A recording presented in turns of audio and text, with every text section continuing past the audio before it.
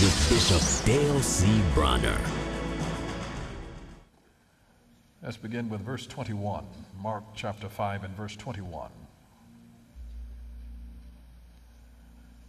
Now when Jesus had crossed over again by boat to the other side, a great multitude gathered to him, and he was by the sea. And behold, one of the rulers of the synagogue came, Jairus by name. And when he saw him, he fell at his feet and begged him earnestly, saying, My little daughter lies at the point of death. Come and lay your hands on her, that she may be healed, and she will live. And then there comes an interruption of the woman with the issue of blood into the audience.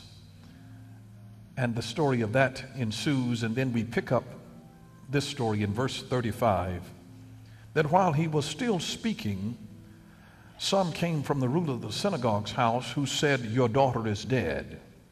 Why trouble the teacher any further? And as soon as Jesus heard the word that was spoken, he said to the ruler of the synagogue, Do not be afraid, only believe. And he permitted no one to follow him except Peter, James, and John, the brother of James. And then he came to the house of the ruler of the synagogue and saw a tumult and those who wept and wailed loudly. And when he came in, he said to them, Why make this commotion and weep? The child is not dead, but sleeping. And they ridiculed him. But when he had put them all outside, he took the father and the mother of the child and those who were with him and entered where the child was lying. And then he took the child by the hand and said to her, Talitha Kumi, which is translated, Little girl, I say to you, arise. And immediately the girl arose and walked, for she was 12 years of age. And they were overcome with great amazement. But he commanded them strictly that no one should know it, and said that something should be given her to eat. I want to talk to you about life in reverse. Life in reverse. When you're trying to restore some things that have died, life in reverse. Every now and then, if you have something that goes wrong in your life, the only way that you can correct it is that you must go back before you can go forward. Remember, Psalm chapter 11 and verse 3 says that if the foundations be destroyed, what can the righteous do? It asks the questions that if you don't deal with the foundational issues, even if you try to fix an adult, but if you don't go back to the root of where that problem happened in the childhood, you really cannot repair the adult. You got to heal the child that was sick. You got to go back and go back to the place where the break was, go back where the spirit was lost, go back where their innocence was taken away. You have to go back to where the breach was and fix that, or you'll never be able to correct it. And so this is why I want to talk about life in reverse. And when you need to go back and bring new life to something that has gone awry in your life, how do you restore life to something that has already died, something that has messed up? If you realize that you are headed the wrong way, put it in reverse. Thank God that we have a reverse on our automobiles. If we didn't, for those of us who pull into a garage, how in the world would we ever get out? So we need a reverse, because oftentimes you cannot go forward until you first go back. And he will send us back to some things to get certain foundational issues straightened out. Did you know that God doesn't even want an offering from us if we have an ought with our brother or sister? He said, don't even come to the altar to make a sacrifice to me unless you first go to your brother or your sister and be reconciled to them. In other words, go back and get it right before you try to go forward with me. And so there are so many areas in life where people want to try to get it right with God, but they don't want to get it right with their brother and sister. They want to be able to express their love toward God, but then they don't want to walk in love toward the brother and sister that they can see. And so God says, no, you have to go back and come in order, get it right. And so I want to take you through some steps that when things need to be corrected in your life, I want to show you how you can go back and correct it. Life in reverse. Life in reverse. You know, or Isaiah chapter 46, verse 9 and 10, it talks about our God, the Ancient of Days, is the kind of God who declares the end of a thing from the beginning. God always begins with the end in mind. Now let me tell you this. If your life, I want you to hear me carefully, if your life is in a downward position and you want to bring it to a higher level, you have to go out and see some things that are beyond your current existence. You know why? Because you do not have the ability to think beyond your exposure. You cannot think beyond what you see. So if you need to have new ideas and be awakened to new possibilities in your life, you've got to get out of the same old circles in which you run and go and see some different sights, because then they will start sparking new ideas in you. And until you get in some new things that where you break the routine, routine puts you in a rut. The only difference between a rut and a grave is that a rut is nothing but a grave with the ends kicked out.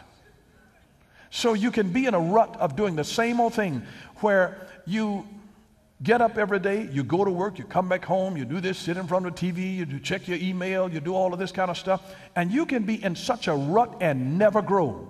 There was one lady who taught school for 25 years, and then she got ready to change careers, and she said, I've got 25 years experience teaching. And her supervisor overheard her say that, and she told the lady afterwards, she said she doesn't have 25 years of experience teaching. He said she's got 1 year of experience repeated 25 times. You know why? Because she had gone over the same things in her life for 25 years, repeating, doing nothing new. Because nothing ventured, nothing gained. And so if you want to think some new thoughts and to have your creativity stirred, you've got to get out of the routine of what you see every day. Take a different route home. You know, drive through a different neighborhood. Go and check out some other businesses. Travel some other places. Go and walk around some places that make you dream and have possibility thoughts. You have to get out of the routine and do something that you've never done if you want something you've never had. You've got to get in another atmosphere. God has got to show you something. Why do you think that even if you're in a situation where you can't afford to go anywhere, God can bring a dream to you? But he's got to show you something. Nothing in your life will change until you see something differently than what you've been looking at. If you don't see it in a dream, then God will give you a vision.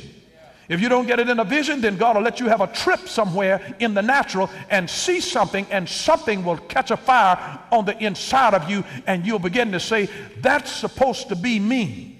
I'm supposed to have that. This is supposed to be a part of what I'm supposed to be doing in my life. And so you can cause yourself to grow and to expand. So if you need new opportunities in your life, you've got to expose yourself to something. When was the last time that you exposed yourself to something new? Have you been exposing yourself to anything new lately? If you ever need to get out of a rut, you've got to see some new sights. You've got to get out of the routine. Routine will lull you to sleep, and it will cause your mind to even stop thinking. You have to break the routine. When you start certain things by habit, you know the only drawback about a habit is a habit will cripple your thinking ability. Because when you do something by habit, you don't even have to think about it. You don't have to think about it. And so every now and then you need to just switch it up just so you can figure out and start thinking and say, let me see. I know that I normally put the plates over here and the glasses over here, but now I've rearranged the kitchen and I've switched everything. And you'll be surprised when you've been doing it one way for a number of years by habit, you'll go back to the same cabinets even though you've switched them and put them over here. Because when you do things by habit, you circumvent the thinking process. So if you ever need to do something, you'll have to come out of a certain habitual pattern of behavior. So I want to give you some things real simple. I believe that can help you. Notice here in verse 36, that as soon as Jesus heard the word that was spoken, he said to the ruler of the synagogue, "Do not be afraid, only believe." He heard the word that this girl, that they had asked him to come and see before she died. She was at the point of death. And he asked them to come there and see this girl before she died. And now they hear the word, she's dead. And Jesus responds to the ruler of the synagogue, "Don't be afraid, only believe." Touch your neighbor, say, "Only believe." Here's point number one. Unlock. We're talking about life in reverse, and that means you're going to undo something. So I'm going to give you some things that you need to undo when you really want to live life in reverse. Unblock every obstacle inside you. Unblock every obstacle inside you. They're the obstacles inside you that cause us to stumble. They're the obstacles that are inside you that cause you to stumble. Now, here's a thought that I want to leave with you. Stop stumbling over stuff that's behind you.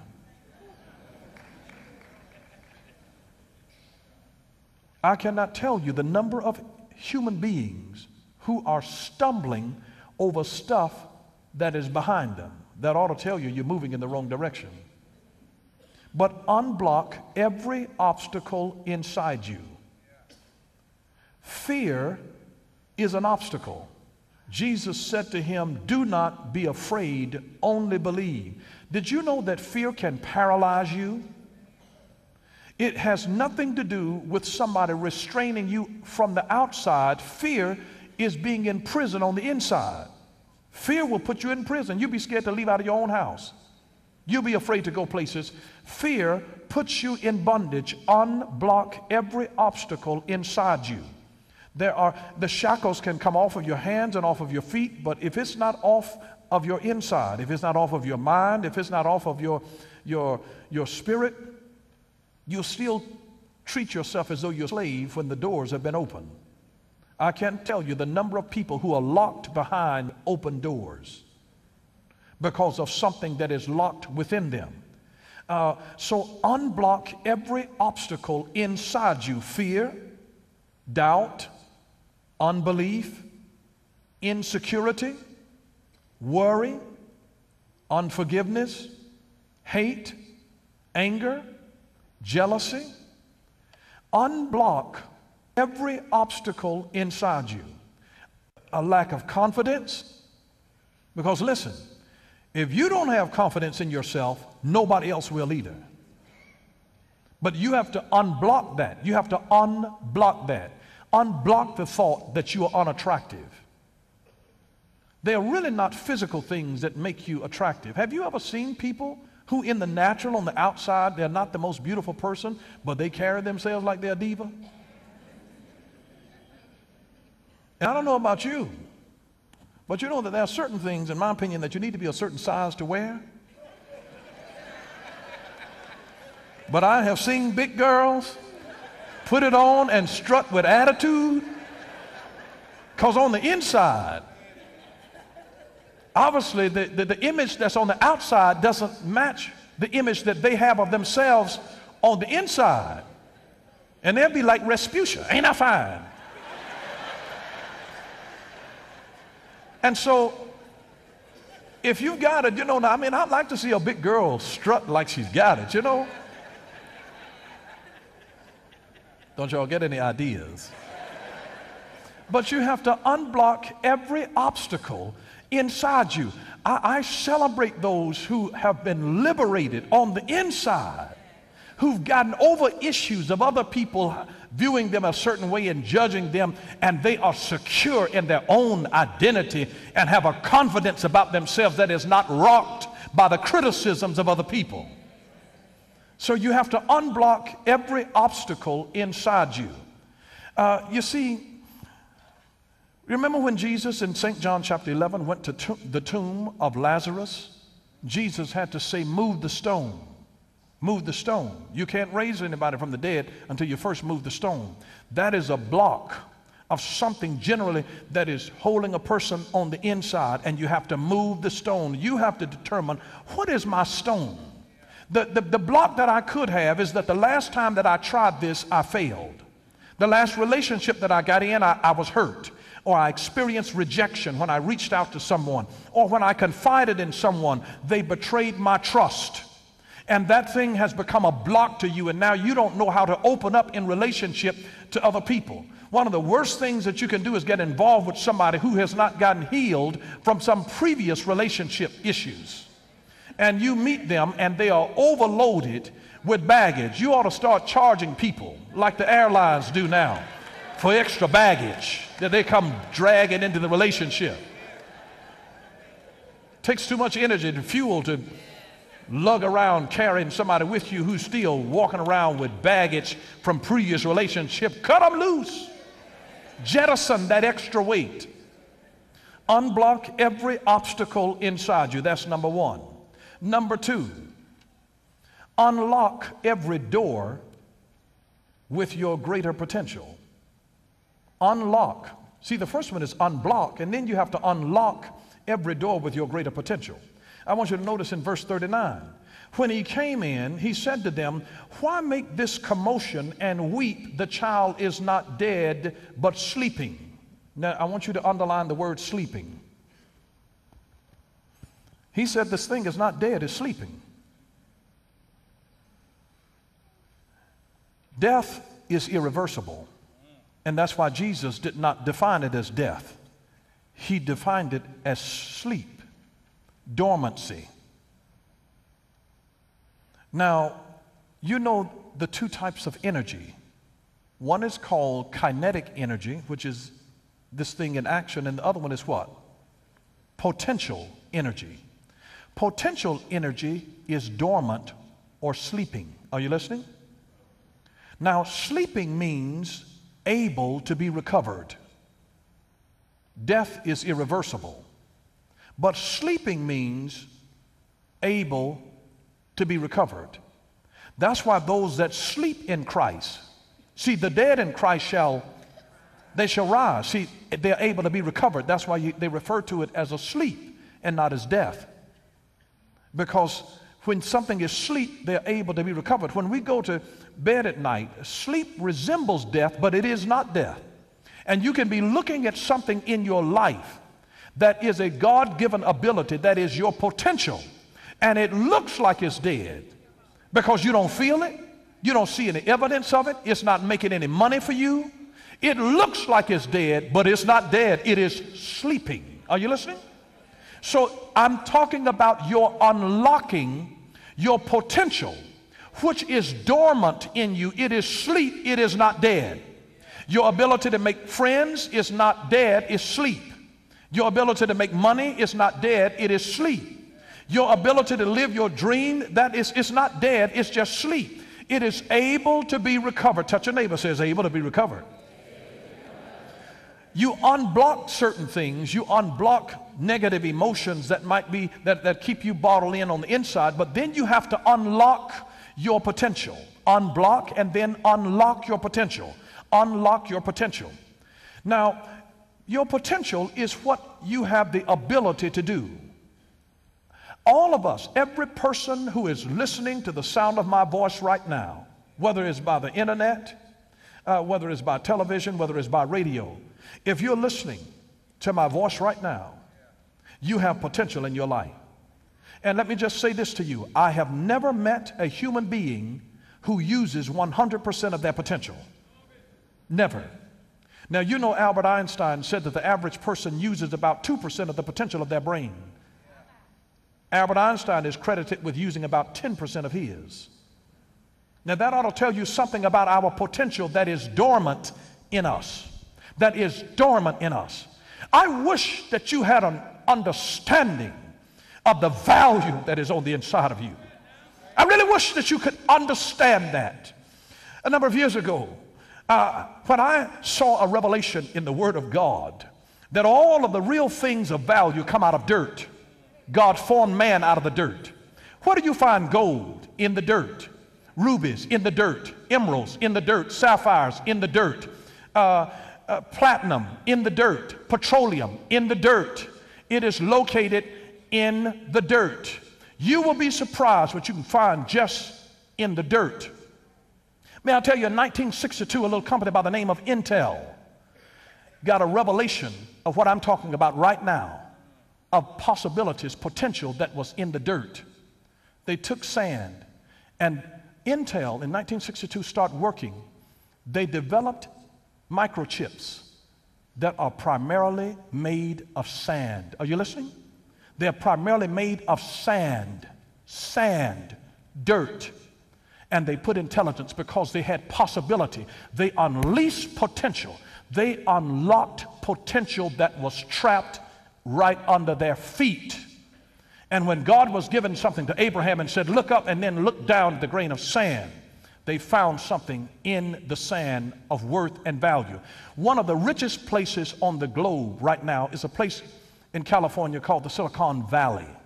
Did you know that silicon is the main ingredient of sand? Are you listening? It is the main ingredient. I cannot tell you the wealth that is there. If you ever even had an understanding of the potential of something that looks dirty to you, of how God can bring value to it. All of our produce comes out of the earth. God talks to earth, and he brings everything out of the earth. And if you will just get a revelation of the riches that are in something that looks so simple, so base, so menial, that there is a worth there. There was potential there. But Intel saw potential in the sand. They saw it in the sand. And when you start learning to look for potential in stuff that may be right under your nose, right under your feet, everyday stuff, there is potential there that is untapped in your life. And when you learn to unlock it, it is not dead, it's sleeping in you. It is sleeping. You've got potential to create stuff for music, for poetry, for businesses. You have more potential than what you realize. We don't even have the time to do everything that we have the potential to do. And then secondly, we don't even have the energy to do everything that we have the potential to do. But there are some areas in your life right now where you can tap into your potential that is sleep, that must be recovered. And you ought to go home and look in the mirror and prophesy to your potential and say, come forth. You ought to speak to it like Lazarus. You ought to prophesy to the bones and say, come forth. Can these bones live again? I just declare to you that if you'll put breath and mix it with faith, that somehow God will cause the angels in the four winds, the corners of the earth, to begin to move in conjunction with you, and something will happen if you ever get a revelation of what potential you have that is just sleeping in you. So that's why the second principle is to unlock every door of your greater potential. Unblock, number one, every obstacle inside you. Number two, unlock every door with your greater potential. With your greater potential.